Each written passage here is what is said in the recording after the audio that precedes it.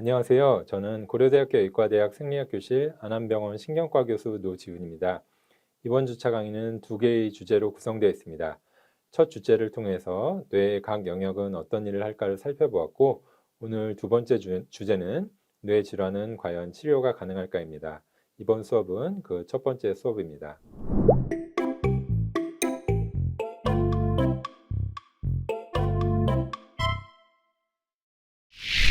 그래서 오버뷰를 통해서 전반적인 안내와 이제 지난 수업의 복습을 좀 해보고, 그다음에 세레브럴 바스큘라 디지즈 혹은 스트로크라는 뇌졸중, 그리고 퇴행성 질환 중에 대표적인 알츠하이머병, 파킨슨병, 그리고 프론토 템포럴 디멘시아라는 전두 측두 치매에 대해서 공부를 해보겠습니다. 그래서 지난 시간에 이제 신경계는 센트럴 너버 시스템과 이제 페리페럴 너버 시스템으로 구성된다 말씀을 드렸고, 센트럴 너버 시스템은 이제 브레인과 스파이널 코드로 이제 구분할 수가 있겠고, 브레인 같은 경우는 이제 세레브럼, 그리고 각각 양쪽의 뇌를 연결해주는 다이엔세팔론, 그 아래쪽에 이제 브레인스템, 그리고 이제 세레벨름으로 구성이 되어 있고, 각각의 뇌 영역들은 이제 밀접하게 연계된 것을 볼 수가 있습니다.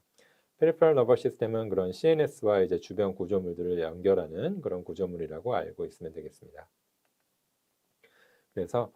이제 로저 페더러의 경기 모습을 통해서 우리가 각 뇌 영역들이 어떤 기능을 하는지를 우리가 공부를 할 수가 있었는데, 특정 영역에 이제 이상이 있을 적에 생기는 질환들에 대해서 이번 시간에 알아볼 예정입니다. 그래서 이제 스트로크 같은 경우는 대표적으로 모터 콜텍스와 이제 브레인스템 혹은 또 다른 침범되는 모든 영역들에서 혈관이 막히거나 터지거나 하는 출혈성 혹은 이제 그런 허혈성 뇌경색이 이제 발생을 하게 되는데, 그런 뇌졸중에 대한 안내를 오늘 할 예정이고, 이어서 그런 베이잘 갱글리아 손상이 왔을 때 생기는 파킨슨병, 그리고 해마를 포함한 뇌 전반적인 위축에 의해 생기는 알츠하이머병, 그다음에 전두엽 혹은 측두엽의 이상이 동반되면서 생기는 전두 측두 치매에 대해서 공부를 할 예정입니다. 먼저 스트로크에 대해서 한번 확인해 보겠습니다. 지난 시간에 배운 내용을 간략히 복습을 해보면, 우리가 센트럴 서커스를 중심으로 해서 앞쪽은 프라이머리 모터, 뒤쪽은 프라이머리 센서리 콜텍스인데, 핸드 노브라고 이제 알려진 부분이 이렇게 볼록 튀어나온 부위가 되겠습니다. 그래서 우리가 코로날 섹션을 보면은 이제 얼굴과 손이 무척 크게 위치하고 있고, 반면에 이제 몸통과 이제 다리는 상대적으로 작은 위치를 차지하는 걸 볼 수가 있겠습니다. 그래서 이제 이런 프라이머리 모터 혹은 센서리 콜텍스에도 이제 뇌경색이 발생을 할 수가 있는데, 먼저 그 모터 패스웨이를 먼저 보면, 앞서 말씀드린 것처럼 프라이머리 모터 콜텍스에서 코로나 라디아타, 인터널 캡슐을 지나서 브레인스템 통해서 모터 파이버가 쭉 내려가게 되고, 피라미드에서 이제 데쿠세이션에서 반대쪽으로 내려가는 모습을 보이는데, 이런 것들이 파이버가 모두 다 섞여 내려간다기보다는 우리가 아까 본 그림처럼 얼굴과 손 그리고 팔, 다리가 이제 암, 트렁크, 레그 순으로 인터널 캡슐과 미드브레인, 폰스, 메들라를 통해서 또 스파이널 코드까지 같은 패턴의 그런 흐름이 유지가 되는 것을 우리가 볼 수가 있습니다. 그래서 이런 영역들을 이제 우리가 알고 있기 때문에 특정 영역에 손상이 왔을 적에 이게 어느 부위의 손상인지 여러 가지 증상을 조합해서 우리가 추론을 해볼 수가 있겠습니다. 네, 그래서 센서리 패스웨이는 또 나름의 트랙을 가지고 있는데, 크게 보면은 잘 알려진 것이 이제 프로프리셉션과 바이브레이션을 담당하는 도설 컬럼의 패스웨이가 되어 있습니다. 이 패스웨이는 이제 그런 일련의 트랙을 통해서 살라무스 통해서 이제 그런 세브럴 콜텍스에 이르게 되겠고, 또 페인과 템퍼러처를 담당하는 트랙은 이제 스피노살라믹 트랙이라고 해서 이제 레터럴 포션을 따라서 이제 그런 센서리 정보가 역시 콜텍스에 이르게 됩니다. 그래서 이런 센서리 트랙의 각 영역의 손상에 의해서도 뇌졸중에 의해서도 다양한 증상들이 나타날 수가 있겠습니다. 그래서 각 영역별 이제 그런 뇌졸중의 증상을 한번 보도록 할 텐데, 이 부위가 엑시알, 트랜스 엑시알 컷에서 볼록 나와 있는 이 부위를 우리가 핸드 노브라 얘기를 하는데, 아까 말씀드린 이 핸드 노브 부위에 이제 손상이 오게 되면 손 부위에 국한돼서 손을 이제 주먹을 쥐거나 펴거나 손목을 움직이거나 하는 증상이 이제 전혀 못하게 되는 양상의 증상이 나타나게 됩니다. 그래서 이제 콜텍스 영역에서는 그렇게 작은 뇌경색이 오더라도 그렇게 그 특정 뇌 영역에 국한된 증상이 확연하게 나타날 수 있다는 것을 기억을 할 수가 있겠습니다. 반면에 이런 그 콜텍스에 있는 정보가 코로나 라디에이터를 통해서 이제 인터널 캡슐을 통해서 이제 내려간다고 말씀드렸는데, 여기도 이제 암, 트렁크, 레그 순으로 이제 그런 파이버들이 지나가고 있기 때문에 파이버들이 이제 침범되는 영역에 따라서 다양한 증상들이 생기게 됩니다. 또 모터 패스웨이 바로 안쪽에는 그런 살라무스의 감각 패스웨이가 있기 때문에 침범되는 부위에 따라서 모터에 국한된 모터 혹은 센서리에 국한된 센서리 심텀이 이제 주가 되는 뇌경색이 있을 수 있겠고, 혹은 이제 모터 센서리 심텀 기반한 모터 센서리 스트로크의 양상이 나타날 수가 있겠고, 또 이제 그런 말을 하는 부분과 이제 페이스와 이제 핸드가 같이 침범되는 디스아스리아 클럼지 핸드의 증상이 나타날 수가 있겠고, 또 세레벨라 트레이 같이 침범이 되게 되면 그런 실조증과 마비가 동반되는 아타ක්식 헤미파레시스 증상이 같이 나타날 수가 있겠습니다. 이 사진은 이제 환자가 이제 팔을 들었을 적에, 눈을 감고 팔을 들었을 적에 마비된 쪽이 아주 약한 정도의 마비가 있을 적에는 환자는 인지 못할 수가 있더라도 팔이 이렇게 내려가면서 돌아가는 모습을 보여서 우리가 이것을 프로네이션 드리프트라 얘기하는데, 아주 서툴한 위크니스의 전형적인 양상이라고 볼 수가 있겠습니다. 그래서 인터널 캡슐 지나서 이제 브레인 스템으로 그런 지금까지 공부했던 파이버들이 내려가게 되는데, 그런 브레인 스템을 이제 지배하는 그런 혈관은 이제 메둘라 포션에서는 양쪽에서 벌테브라 아터리가 만나게 올라오게 되고, 이게 이제 폰스와 메둘라의 정션에서 만나서 바질라 아터리가 형성이 되게 됩니다. 그래서 각각 부분에서 이제 퍼포레이팅 아터리가 쭉 들어가면서 미드브레인, 폰스, 메둘라 영역에 이제 혈관 공급을 하게 되고, 각각의 이제 모습은 미드브레인은 어퍼와 로어, 그다음에 폰스는 어퍼와 로어, 그리고 메둘라도 어퍼와 로어가 이런 모양으로 존재한다고 지난 시간에 공부를 한 바 있습니다. 각각 영역에서 담당하는 뇌 이제 구조물과 거기에 손상이 왔을 때 생기는 증상을 다양한 뇌졸중의 스트로크 신드롬으로 한번 공부를 해보겠습니다. 그래서 먼저 미드브레인입니다. 미드브레인은 이렇게 미키마우스 모양으로 생겨 있는데, 앞쪽 이제 세레브럴 페디클이라고 해서 그런 우리가 공부했던 모터 파이버가 내려가는 그런 트랙이 되겠고, 그 뒤에는 이제 서브스탄셜 나이그라라고 해서 이제 그런 도파미너직 뉴런들이 존재를 하고 있고, 이제 레드 뉴클리어스라고 해서 세레벨라 파이버들을 이제 지나가는 그런 통로들이 되겠습니다. 그리고 안쪽에는 이제 메디얼 롱기튜디널 파시큘러스 혹은 이제 3번 뇌신경이 나오는 그런 트랙이 있어서 손상이 되어 있는 경우에는 3번 뇌신경에 이제 장애가 올 수가 있겠습니다. 그래서 미드브레인의 손상이 올 적에는 그런 세벨라 파이버의 침범에 의해서 그런 어택식 피처가 몸통이나 팔다리에 나타날 수가 있겠고, 또 말이 어눌하거나, 또 센서리 파이버가 이제 메디얼 렘니스커스가 가운데 쪽에 있기 때문에 메디얼 렘니스커스의 손상에 의해서 그런 센서리 심텀이 나타날 수가 있겠고, 말씀드린 것처럼 이제 3번 뇌신경이 나가는 트랙에 손상이 있게 되면 3번 뇌신경의 마비가, 그리고 세레브럴 페듐클까지 침범이 되게 되면 마비 증상이 올 수가 있겠습니다. 그 아래쪽에 있는 이제 폰스 레벨을 보게 되면, 폰스는 이제 그런 중간에 위치한 그런 바질라터리에서 퍼포레이팅 아트리들이 이제 그 혈관을 이제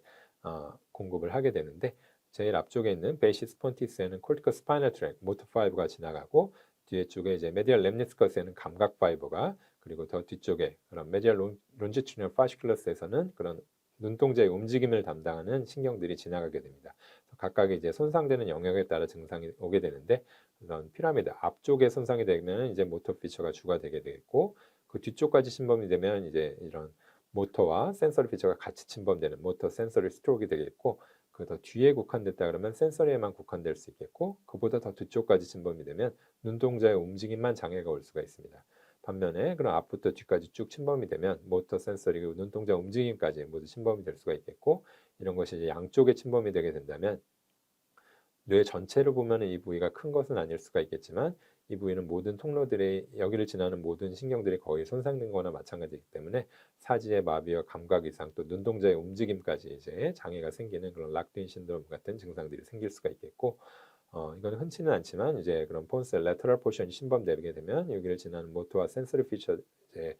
파이버들이 이제 손상이 되면서 운동과 감각 증상에 장애가 올 수가 있겠습니다.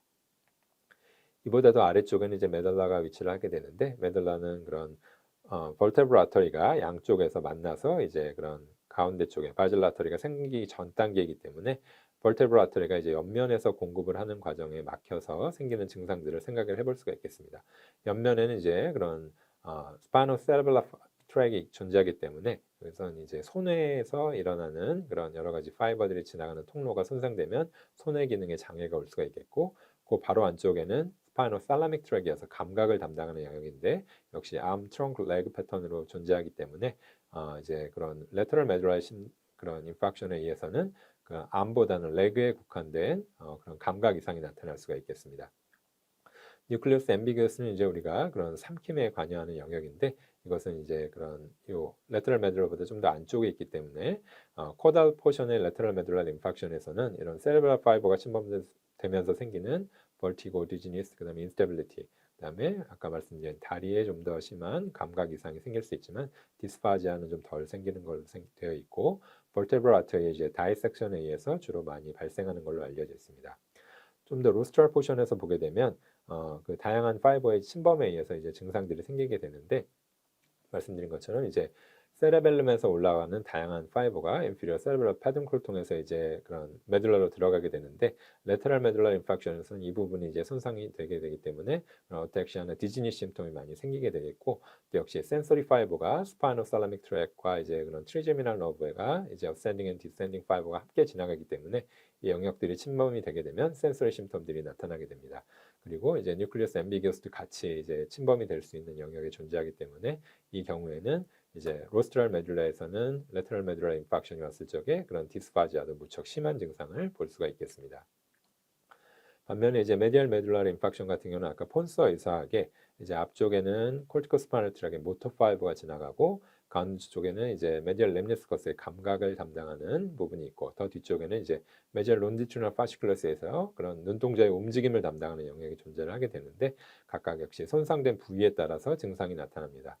그래서 이제 앞쪽에서는 이제 모터 증상이 생겨서 편마비 증상이 온다 그러면 좀 더 뒤쪽까지 침범되면 헤미파레시스와 헤미센서리 로스가 오게 되겠고 더 뒤쪽까지 침범이 되게 되면 눈동자의 움직임까지 같이 손상이 오게 되겠고 가운데 쪽에 그런 센서리 파이버 부분만 손상이 되면 감각 이상만이 또 제일 뒤쪽이 침범되면 눈동자의 움직임에 이상만이 올 수가 있겠고 흔치 않지만 이것이 양쪽으로 침범이 되게 되면 역시 사지마비와 감각 이상, 눈동자 움직임의 장애가 나타날 수가 있겠습니다. 그래서 또 세레벨룸 같은 경우는 이제 그 세레벨룸을 지배하는 혈관들이 보통은 이제 그런 브레인스템도 같이 이제 혈관 공급을 하고 있기 때문에 세레벨라 인팍션이 왔을 때는 그런 브레인스템의 그런 인팍션이 병발하는 경우가 많이 있고 그렇기 때문에 세레벨룸의 주된 이상이 왔을 때 생기는 어택시아 디지니스에 더해서 그런 브레인스템 스트로크 신드롬의 증상들이 함께 나타난다고 이해를 할 수가 있겠습니다.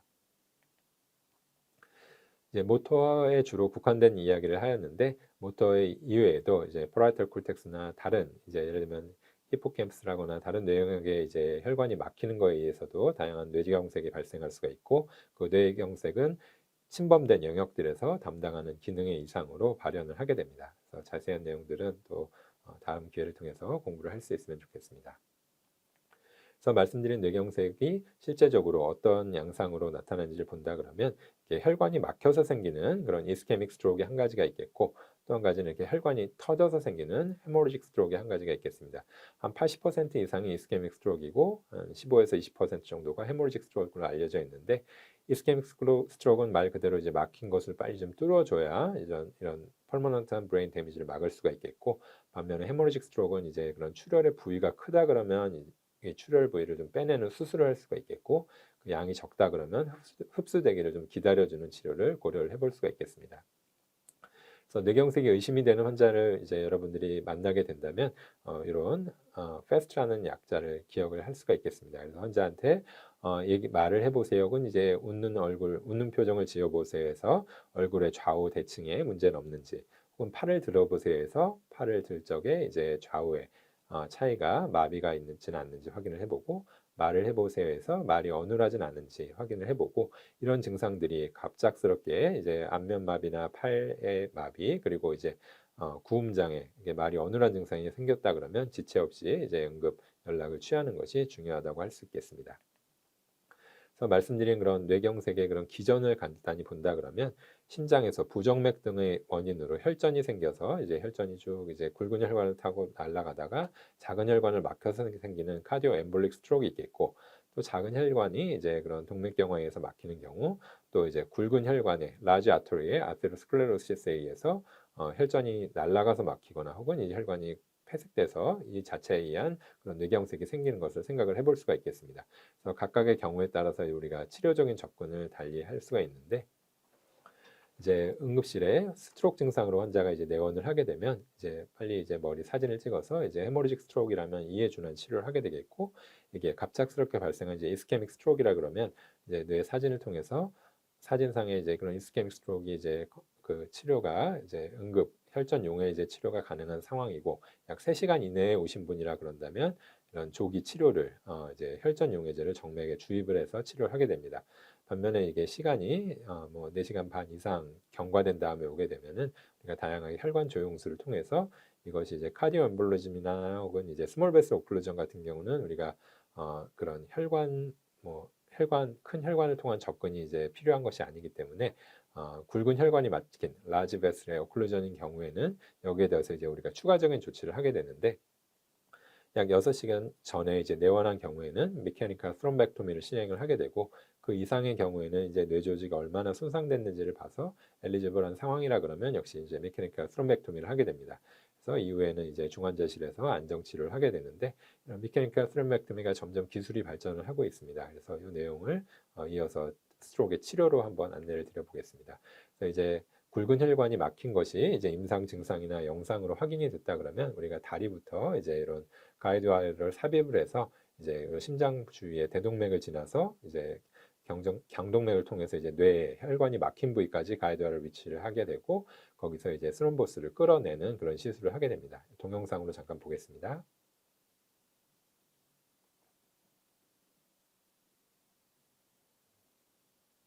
네, 그래서 이렇게 이제 막힌 부위에 그런 스럼보스까지 가이드와이어를 넣고 이제 그물망을 펼친 다음에 그런 스럼보스를 제거를 하게 되는데, 이런 것이 이제 실제로 스럼보스를 제거한 모양이 되겠고, 이런 경우에 적절한 시간 안에 치료를 하게 되면은 환자가 다행히 후유증 없이 이제 뇌경색에서 회복을 할 수 있는 걸 기대를 할 수가 있겠습니다. 그래서 이런 것이 뇌경색의 이제 다양한 증상과 또 이제 치료법, 또 최신 치료에 관련된 내용이라고 할 수 있겠습니다. 이어서 퇴행성 질환 중에 파킨슨병에 대한 내용을 같이 공부하도록 하겠습니다.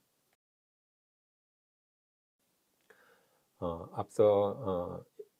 공부했던 내용을 간략히 복습을 해본다 그러면, 파킨슨병은 이제 베이잘 갱글리아라는 구조물에 이제 손상이 왔을 때 생기는 질환입니다. 그래서 베이잘 갱글리아는 이제 코데 뉴클리어스가 이제 푸테민이라고 정의가 되는 스트리아툼이라는 영역이 있고, 또 이제 푸테민과 글로버스 팔리드스라고 정의되는 렌티큘러 뉴클리어스가 이제 존재를 합니다. 그래서 이제 그런 그 뇌를 이제 왼쪽 면의 바깥쪽 면에서 이제 본다 생각했을 적에 이제 파랗게 보이는 푸테민이 존재를 하고,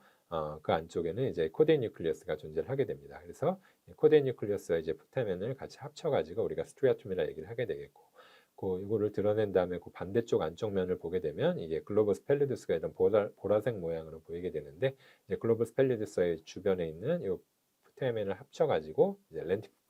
렌티큘러 뉴클리어스라는 텀을 사용을 하게 됩니다. 이 아래쪽에 존재하는 이제 서브살라믹 뉴클리어스나 서브스탄시아 나이그라도 역시 베잘 갱글리아를 구성하는 구조물이라고 할 수 있겠습니다. 이 그림을 이제 다시 한번 보면은 아까 모터 5가 지나가는 인터널 캡슐의 포스티리어 림에 대해서 한번 공부를 했었는데, 그런 인터널 캡슐을 기준으로 해서 그 안쪽 면에 베이잘 갱글리아의 푸타멘과 글로버스 펠리두스가 위치를 합니다. 그보다 이제 앞쪽으로는 코데인 뉴클리어스가 위치를 하게 되는데, 그거를 역시 그 랩 사이드 헤미스피어 왼쪽 뇌의 이제 바깥쪽부터 우리가 본다고 생각을 해보면, 콜텍스를 쭉 드러내게 되면 안쪽에 이제 푸테멘이 보이고, 그 푸테멘을 드러내게 되면 안쪽에 이제 글로버스 펠리두스가 존재를 합니다. 그래서 각각 이 부분과 이제 이걸 드러나게 되면 안쪽에는 글로버스 펠리두스가 있는 걸 알 수가 있겠고, 이 두 개를 모두 다 드러내게 되면 콜텍스부터 내려가게 되는 그런 인터널 캡슐에 다양한 파이버들이 이렇게 있는 것을 촘촘하게 파이버가 있는 걸 볼 수 있겠고, 이것까지 이제 드러나게 되면 그 안쪽에 존재하는 이제 살라무스가 안쪽에 벤트리클라와 함께 보이는 것을 생각할 수가 있겠습니다. 그래서 이제 그런 베이잘 갱글리의 우리 기능을 한번 같이 보면은, 지난 시간에도 역시 공부했던 내용이지만 세레브랄 콜텍스에서는 그런 베이잘 갱글리의 그런 익사이테이션을 유도를 하는 그런 신호를 보내는데, 베이잘 갱글리 안쪽에서는 스트리아툼에서 글로버스 팔리두스 인터나 혹은 서브탄시아 나이그라 파스 레티큘레타에 이제 이니비터리 시그널을 보내게 되고, GPR과 SNPR에서는 살라무스로 이니비터리 시그널을 보내게 되어서 이제 플러스 마이너스 합쳐져서 이제 네탁에는 그런 콜텍스에서 살라무스로 익사이테이션을 유도하는 그런 시그널을 보낸다고 이해를 할 수가 있겠습니다. 이 부분을 이제 많은 학자들이 더 많이 연구를 해서 또 구체적으로 그 베잘 갱리 안쪽에 더 추가적인 구조물을 보게 되었는데, 앞서 말씀드렸던 내용은 앞에 페이지에서 보였던 것은 이제 D1 패스웨이 혹은 이제 다이렉트 패스웨이라고 그래서 이렇게 아까랑 동일한 그림을 이렇게 우리가 생각을 할 수가 있겠고, 또 한 가지는 이제 D2라는 인다이렉트 패스웨이가 되겠는데, 인다이렉트 패스웨이는 그 스트라툼에서 글로벌 스파이러스 익스터나와 सब살라믹 뉴클리어스를 지나는 트랙이 되겠습니다. 여기서는 글로벌 스파이러스 익스터나에서 सब살라믹 뉴클리어스를 이니비터리 시그널이 존재하기 때문에 이것으로 인해서 D2 시그널 자체는 살라무스의 넷하게 이제 이니비터리 시그널이 전해지게 됩니다. 그 내용이 이제 여기 나와 있는데, 근데 흥미롭게도 이제 그런 서브스탄스 나이아가라 펄스 콤팩터에서 이제 도파민이 분비될 적에 도파민은 D1 패스웨이는 이제 익사이테이션을, D2 패스웨이는 이제 이니비션을 하기 때문에 여기는 익사이테이션이 여전히 익사이테이션이 되는 거고, 여기는 이제 이니비션이 이니비션 되기 때문에 넷으로는 모든 D1, D2 패스웨이 모두 살라무스를 이제 익사이테이션 시켜서 몸의 활동을 이제 부드럽게 하는 역할을 한다고 이해를 할 수가 있겠습니다. 그런데 이제 이 베이잘 ganglia의 어떤 영역이라도 손상이 오게 된다면 그런 몸을 부드럽게 하는 능력에 장애가 오기 때문에 행동이 뻣뻣해지고 동작이 느려지고 하는 전형적인 파킨슨병의 증상이 생길 수가 있겠고, 뒤에서도 말씀드리겠지만 그래서 이런 표적들을 적절하게 이제 자극을 해주는 딥 브레인 스티뮬레이션을 통해서 그런 이상 증상의 개선을 또 하는 치료를 생각을 해볼 수도 있겠습니다. 그래서 파킨슨병의 이제 전형적인 증상은 몸을 부드럽게 하는 그런 도파민이 이제 손실이 되기 때문에 얼굴 표정이 이제 굽어 보이고 몸은 이렇게 꾸부정한 모습을 보이게 되겠고, 팔다리가 이제 뻣뻣해진 모습을 보입니다. 그래서 몸 전체가 이제 뻣뻣하기 때문에 몸을 뒤에서 이제 당겨 보면은 나무 토막처럼 뒤로 넘어가는 듯한 모습을 보일 수도 있고, 팔다리를 이제 의사가 만져보면 몹시 이제 그런 리지드한 모습을 보일 수가 있겠고, 팔다리에 떨림 증상도 나타나는 것을 확인할 수가 있습니다. 그래서 이런 이제 행동이 느려지는 브라디카이네지아, 몸이 뻣뻣해지는 리지디티, 그다음에 레스팅 트레머, 그다음에 포스처럴 인스타빌리티 같은 것이 전형적인 이제 파킨슨병의 증상이 되겠고, 이 전형적인 파킨슨병 이외에도 어타이픽한 피처로 나타나는 또 다양한 파킨슨 질환들도 있습니다. 이런 증상들은 이제 뇌 안에서 우리가 지난번에 공부했던 서브스탄시아 나이그라의 이제 도파미너직 뉴런들이 이렇게 진한 검은색으로 이제 진하게 염색이 되는 그런 뉴런으로 존재를 하게 되는데, 파킨슨병이 진행을 하게 되면 이런 도파미너직 뉴런들이 손상이 오게 돼서 더 이상 이제 그런 뉴런들이 존재하지 않고 그런 염색이 안 되는 걸 볼 수 있겠습니다. 그래서 이게 상당히 이제 그런 염색이 안 된 모습을 보이는 것이 파킨슨병의 이제 전형적인 모습이라 할 수 있겠습니다. 이런 파킨슨병의 치료는 이제 약물 치료가 첫 치료가 되겠는데, 기본적으로 이제 그런 부족해진 도파민을 보충해 주는 것이 관건이 되겠습니다. 그래서 없는 도파민을 보충해 주거나 그게 분해되는 것을 억제하는 약제들을 투여를 하게 되는데, 아쉽게도 이런 도파민을 보충하는 경우에는 이제 시간의 흐름에 따라서 그 약효가 떨어지는 경우가 대부분입니다. 그래서 약제의 이제 부작용도 나타날 수 있고, 도파미너직 드럭이 들어가더라도 도파미너직 뉴런이 더 이상 이제 기능을 안 하는 경우가 있어서 이제 그런 우리가 웨어링 오프 혹은 온오프 피처들이 이제 나타나게 되는데, 그런 경우에 지금 이제 좀 브레이크스루 할 수 있는 그런 치료법이 이제 개발이 된 바 있습니다. 그것이 이제 딥 브레인 스티뮬레이션이라는 방법인데, DBS를 통해서 아까 말씀드린 STA나 GPE 같은 이제 구조물에 적절한 자극을 하게 되면 환자가 그런 심한 파킨슨 증상들이 개선이 될 수가 있습니다. 이 환자 같은 경우는 이제 딥브레인 스티뮬레이션을 이제 안 한 상태에서는 이제 동영상을 보겠지만 이제 보폭도 무척 넓고 이제 팔 떨면서 이제 매우 힘들게 걷는 모습을 볼 수 있습니다. 반면에 이제 딥브레인 스티뮬레이션 기기를 이제 on 한 상태에서는 완전히 다른 보행을 보여주게 됩니다. 셔플링 게이트라고 해서 이제 걸음도 불안정하고 이제 섭트란 이제 팔에 떨림도 있고 걸음이 이제 시작도 못하는 모습을 보이는데, 온 상태에서는 이렇게 자연스럽게 걷는 모습을 볼 수가 있습니다. 이제 파킨슨병에서는 이제 도파미너직 뉴런의 손상에 의해서 이런 병들이 생기고, 도파민의 보충이 이제 주된 치료이지만 그런 것들이 이제 실패했을 적에는 전형적인 파킨슨병의 경우엔 딥브레인 스티뮬레이션도 좋은 치료 방법이 될 수 있다고 생각을 할 수가 있겠습니다. 그래서 이번 시간에는 전형적인 뇌 질환 중에 세레브로바스쿨러 디지즈, 스트로크와 파킨슨 병에 대해서 공부를 해보았습니다. 경청해 주셔서 감사합니다.